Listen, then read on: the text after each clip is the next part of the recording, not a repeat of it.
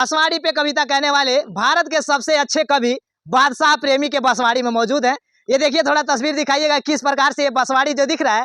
बादशाह प्रेमी जी से सुनेंगे कि ये बांसवाड़ी वाला कविता आपका कैसा है।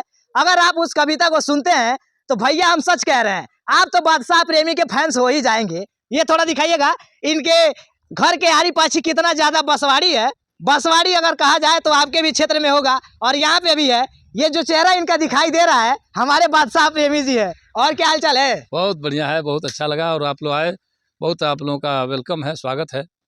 और दूर से चल के कोई भी मेरा मित्र आता है तो मेरा बहुत स्वागत करता हूँ। यही बांसों के वन में हमारा भाई है अपना आशियाना, तो इसमें तो जीना ही है। अच्छा, ये बताइए, आपका जो बांसवाड़ी वाला कविता था यहीं का था? वो कविता इसी पे बनाए थे क्या? यही का था नहीं, मैं कविता जीता हूँ। अच्छा। कविता लिखता नहीं, कविता जीता हूँ। जैसे जीता हूँ वो लिखता हूँ।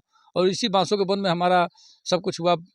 मेरी पैदाइश ही हुई, फिर यहीं कविता की उपज हुई, फिर कविता यूँ अब जहाँ जहाँ तक जा रही है लोग पहुँचा रहे हैं। बांसवाड़ी वाला कविता हमारे दर्शकों को सुनाइए तो ताकि उनका दिल भी एकदम मनमोहित हो जाए। देखिए, पूरा का पूरा तो नहीं संभव है, लेकिन फिलहाल एक दो छंद उसके सुनाता हूँ। हाँ। कि भारी बसवारी बाटे हमारी दुआरी पर, माघ जेठ कबो ना सूरज देव आइले। अब देखिए हम लोग खड़े हैं, थोड़ा भी धूप कहीं है अगल बगल? नहीं, कहीं नहीं है, कहीं नहीं है। ये हमेशा 12 महीना समझिए ऐसे ही हम लोग बाहर में रहते हैं हम।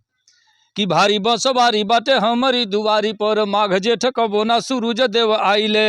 अब बसवे में घर बाटे, चोरावा के डर बाटे, बीचे से डगर बाटे, रात दिन जाइले। दिन जानी दाया करे, बांस बड़ी छाया करे, बांस तर बसवे के बंसुरी बजाइले।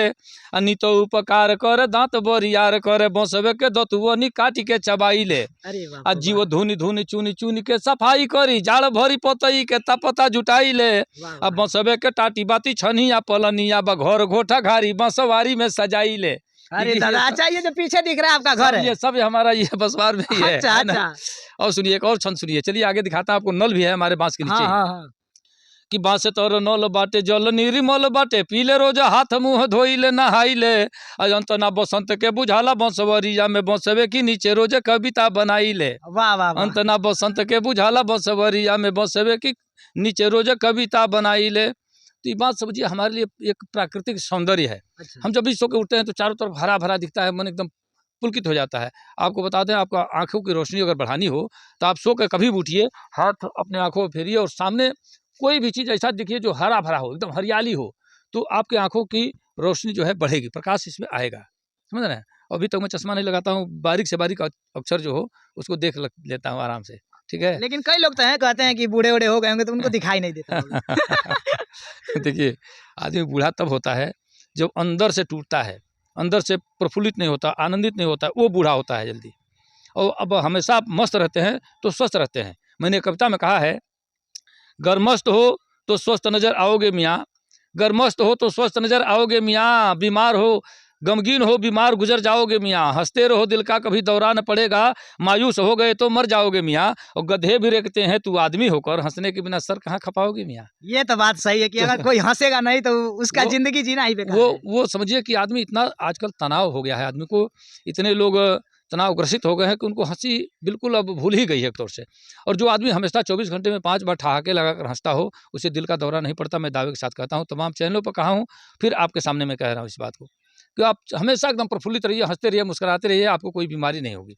अच्छा, तनी हमारे दर्शकों को और तनी आपका जो कविता है थोड़ा सुनाइए। बांसवाड़ी वाला तो कह दिए कि ये बांसवाड़ी का कविता जो है भैया, ये बादशाह प्रेमी जी का जो बांसवाड़ी का कविता है, यही बांसवाड़ी है। इनके घर के आगे पाछे जो है पूरा बांसवाड़ी से भरा हुआ है। इतना सुंदर और मनमोहित जो है बांसवाड़ी पे कविता इन्होंने लिखा है। और अभी वो कविता का कुछ अंश था जो हमने सुनाया है, एक छंद आपको सुनाया है। हाँ। लंबी कविता है, 4 पेज की कविता है वो। बांस चूंकि हम पैदा होते हैं तब से हम अंत तक हमारे साथ वो रहता है।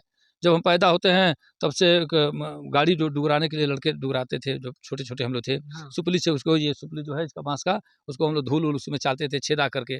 ये सब अगर हाथ आपका कट जाए कहीं तो उसका वो जिसको चुइयाँ कहते हैं, चाहे रुआ कहते हैं, वो आप ले करके थोड़ा चिपका दीजिए, वो तत्काल ठीक करेगा, घाव एकदम हर हाल में ठीक करेगा।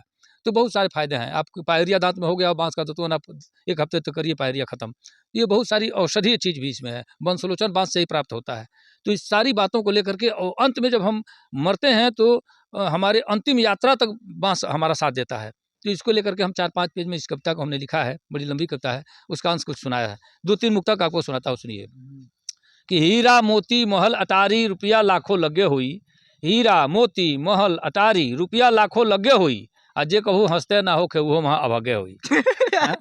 जेकर हंसी ना आवे वहाँ अभागा के श्रेणी में हम रखी ले। हाँ हाँ दो तीन गो और सुनी कि बुढ़ियो करिया बार रंगा के छटवावे ले पट्टी, बुढ़ियो करिया बार रंगा के छटवावे ले पट्टी, बुढ़ो लागल मेहंदी पोते बार बुझाला चट्टी, आ देखा देखी फैशन के ही आयल अजब बीमारी, नकभवनी कंडेरी सगरो बन गई बरकट्टी। अरे दादा हैं? ओ दादा कंडेरी सगरो बन गई बरकट्टी। एक मुक्तक और सुनी कि नइखे लहत त लहरा मत लगावो, नइखे लहत त लहरा मत लगावो, लार चुआ के लसहरा मत लगावो, आपन अगोरे के सांसे जब नइखे तो दूसरे की माल खाती पहाड़ा मत लगावो। धन के दिहल आज धन के दिहल आज धर्म कहाता, धन के दिहल आज धर्म कहल जाता, मर के पूजावे को बरम कहल जाता। धन के दिहल आज धर्म कहल जाता, मर के पूजावे को बरम कहल जाता। तीन हिस्सा लौ के ढपाइल है तनकी भर, उतने ढपलका के शरम कहल जाता। वाह वाह वाह। अब अचको आँच रही रगड़ी ना तबले कुछऊ गरम ना होई, पानी दूध घी बे डरले बेसन मैदा नरम ना होई, गाड़ल मुर्दा भूत बने ना जेते बाभन बरम ना होई, आ पाप भरल बा भीतर तबले गाया गईले धर्म ना होई, पाप भरल बा भीतर तबले गाया गईले धर्म ना होई। के बहुत ही अच्छे कवि बादशाह प्रेमी जी थे।